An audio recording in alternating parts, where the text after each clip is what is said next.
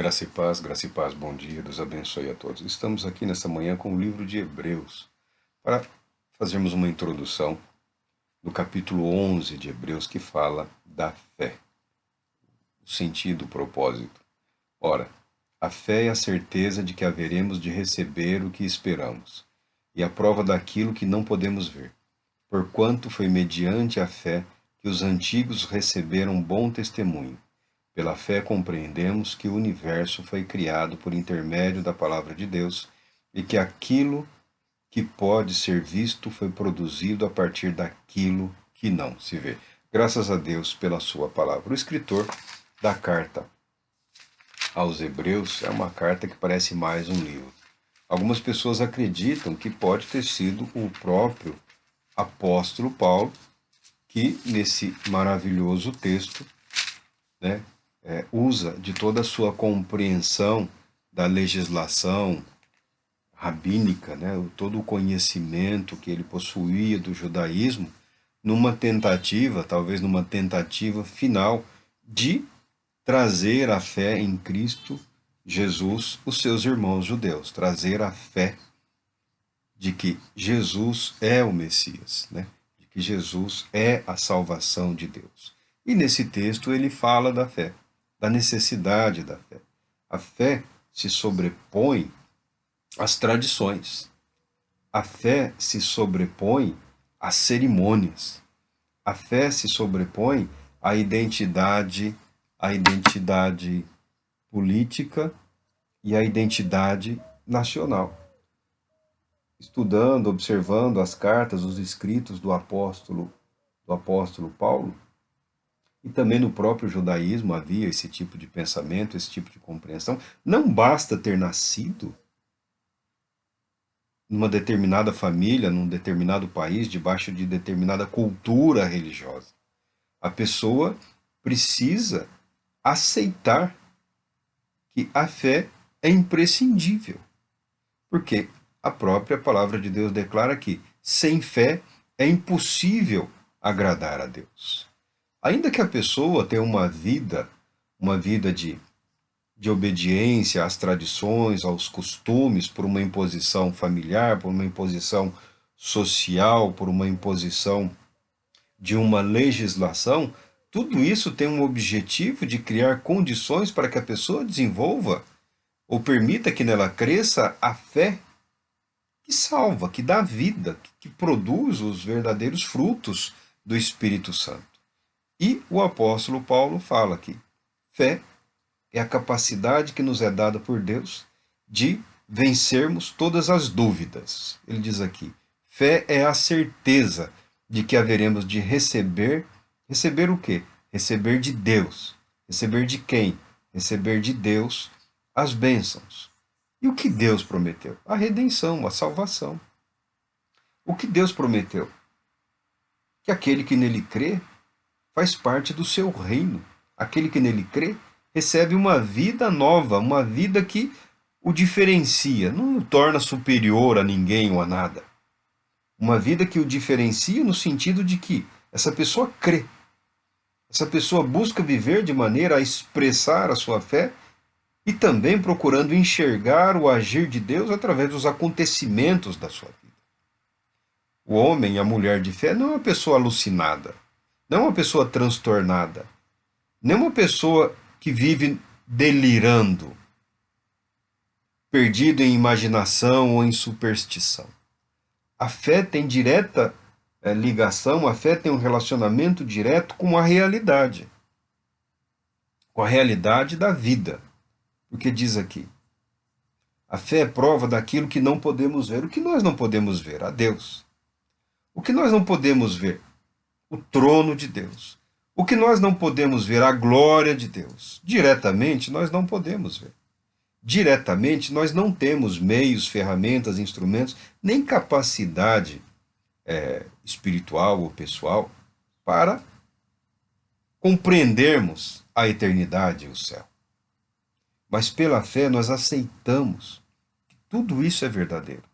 E pela fé nós acreditamos, nós compreendemos que todo o universo, toda a criação, veio à existência pela palavra de Deus, pela palavra, pela vontade de Deus, pelo decreto de Deus, pelo poder de Deus, pela graça misericordiosa de Deus. E pela palavra de Deus também é uma referência a Jesus o Cristo, o eterno Filho de Deus, o agente divino da criação do universo.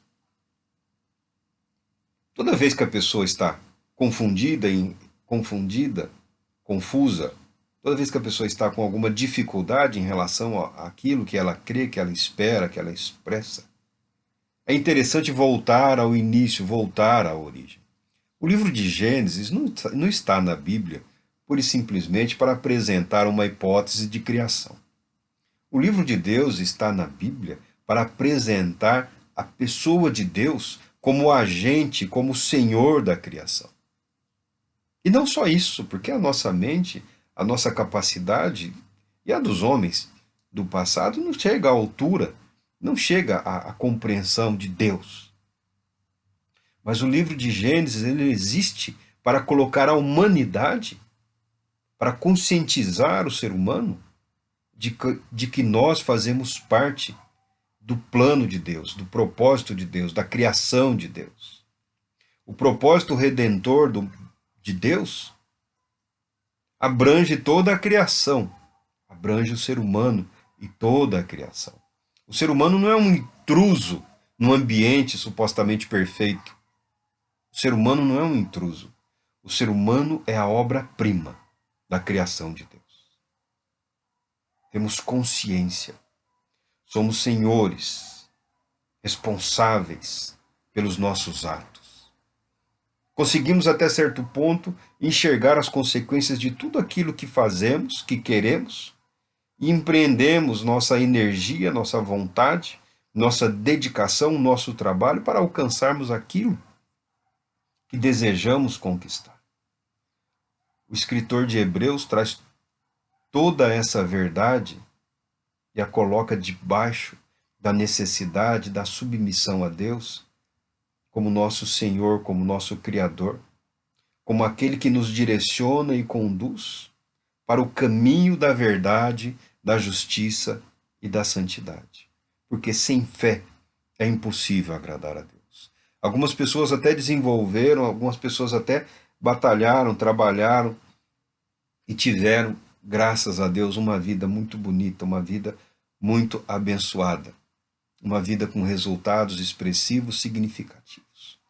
Mas tudo isso sem a capacidade de reconhecer que é em Deus que nós nos movemos, que nós existimos, que nós realizamos, pode se tornar algo totalmente vazio. E o apóstolo passa a citar aqui os primeiros atos de fé. Tristemente, na Bíblia, os primeiros atos são de rebelião. Né? O primeiro casal retratado ali, a esposa e o marido, foram muito infelizes no ato de rebeldia em relação a Deus. Não acreditaram. Ou melhor, não é que não tenham acreditado na palavra de Deus ou nas advertências de Deus. Em algum momento acharam que podiam trilhar um caminho alheios ao decreto do soberano Deus. Aí houve as consequências. Está aí a humanidade, está aí o mundo, está aí a história da humanidade, com todas as tristezas e também com todas as belezas. Tá? Porque Deus não amaldiçoou o homem. Deus não amaldiçoou o primeiro casal. Deus garantiu que através deles, apesar do fracasso, a vontade de Deus se cumpriria.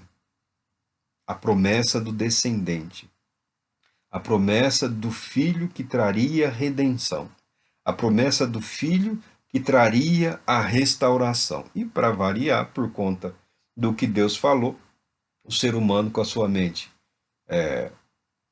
afetada ou influenciada pelo erro, pelo pecado, né, criou uma série de distinções, uma série de facções, uma série de estruturas que não agradam a Deus, que não fazem parte do propósito de Deus. Mas o objetivo do apóstolo aqui, do escritor sagrado, é mostrar que Deus tem garantido o cumprimento da sua palavra através da história da humanidade. E ele mostra aqui, através da formação do povo de Israel, e através, futuramente, da formação de algo que excede toda a capacidade de compreensão de todos os tempos, do estabelecimento da igreja de Deus, da igreja de Cristo na terra. Deus cumpre absolutamente tudo que ele prometeu, que ele se comprometeu, fazendo uso da criatura que ele pretende salvar. Isso é maravilhoso em Deus. Deus não envia seres perfeitos para falarem da perfeição. Deus não envia anjos poderosos para falarem da beleza do céu.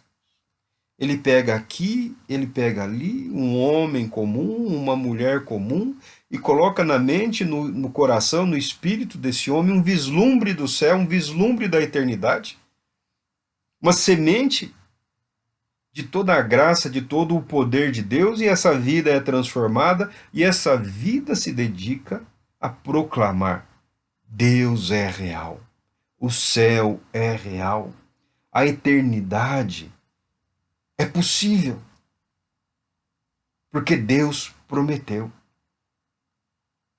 E não só porque Deus prometeu, ou porque Ele tem poder para isso, mas porque Deus é fiel.